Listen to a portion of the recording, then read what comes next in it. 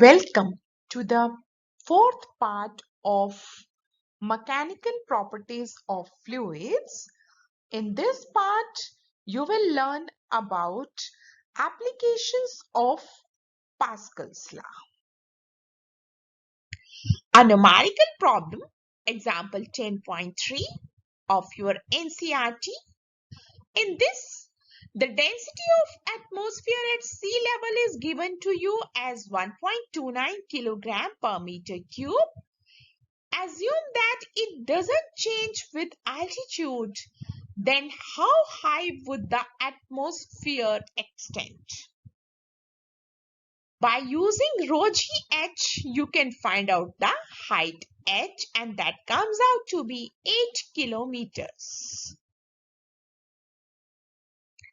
Absolute pressure, it is the actual pressure which a substance has. It is the sum of atmospheric pressure and gauge pressure. That means P is equals to PA plus gauge pressure is the absolute pressure and can be measured with the help of a barometer. Example 10.4 of your NCERT. At a depth of 1000 meter in an ocean, what is the absolute pressure? Gauge pressure, and you have to find out the force acting on the window of area 20 centimeter into 20 centimeter of a submarine at this depth, the interior of which is maintained at sea level atmospheric pressure, and the density of seawater is given to you. Here, height is 1000 meter, density is given to you, and absolute pressure, you know that it is PA plus rho g h. So by putting these values, you can find out the absolute pressure, and that will be 104 atmospheric pressures. Gauge pressure, you know it is rho g h. So by putting all the values, you can find out, and it will be 103 into 10 is to power 5 pascals.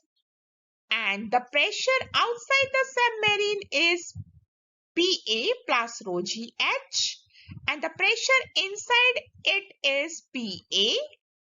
Hence, the net pressure acting on the window is gauge pressure rho g h. Since the area of the window is 0.04 meters square, the force acting on this one will be force is equals to pressure into area, and it will be 4.12 into 10 is to power 5 newtons. Pascal's law for transmission of fluid pressure.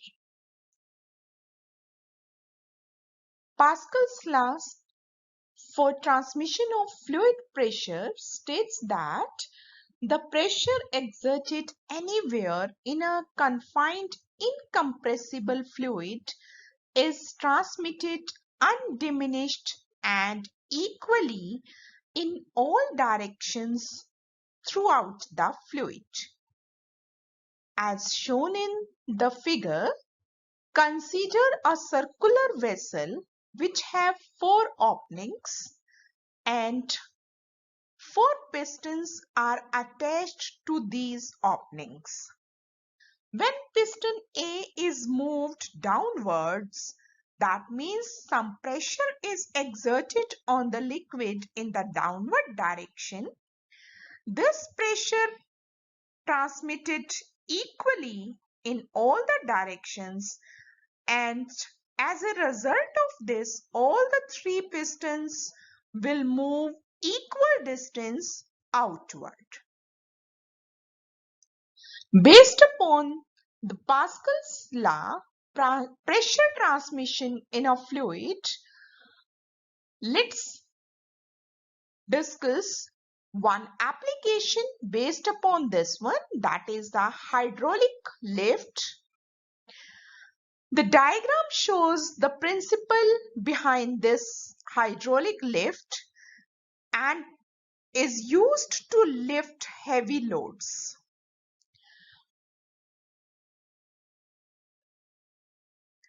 Inside a hydraulic lift, there are two platforms. One has smaller area and the other one has the larger area, A2, shown in the diagram. It is a tube-like structure and a uniform fluid is filled in this tube. There are two pistons, P1 and P2, attached at both the ends of the tube. And the cross-sectional area of piston P1 is A1 and A2 for the piston P2. If we apply force F1 on piston P1 in the downward direction, then according to Pascal law, the pressure will transmit in all the direction equally. And that means same pressure get exerted on the other end, and as a result the piston P2 will move upwards. Advantage of this hydraulic lift is that by applying small force on small area, we are able to generate a larger force. Let's prove it mathematically. You know that force is equals to pressure into area. Therefore, the resultant force F2 on the larger side area will be pressure into A2. And the pressure is F1 by A1 applied on the piston P1. Therefore, F2 will be equals to F1 by A1 into A2. Or you can say A2 by A1 multiplied by F1.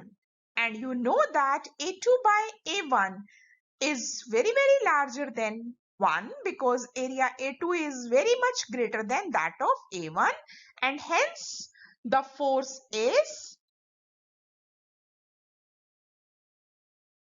enlarged because of Pascal's law. Another application, hydraulic brakes.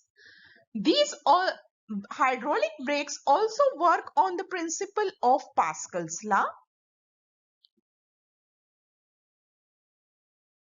As braking force is generated due to the hydraulic pressure, they are also known as hydraulic brakes. Liquids are used instead of gas as liquids are incompressible. The construction of hydraulic braking system is very simple.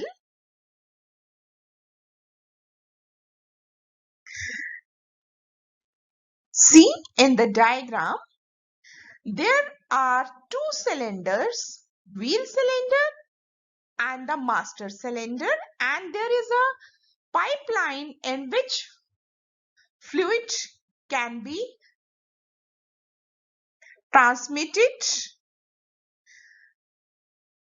As a little force on the pedal with our foot is applied in the master cylinder, then the master piston moves inside the master cylinder and the pressure caused is transmitted through the brake oil to act on the piston of larger area. And a larger force acts on the piston and is pushed down, expanding the brake shoe against the brake lining. In this way, a small force on the pedal produces a large force on the wheel.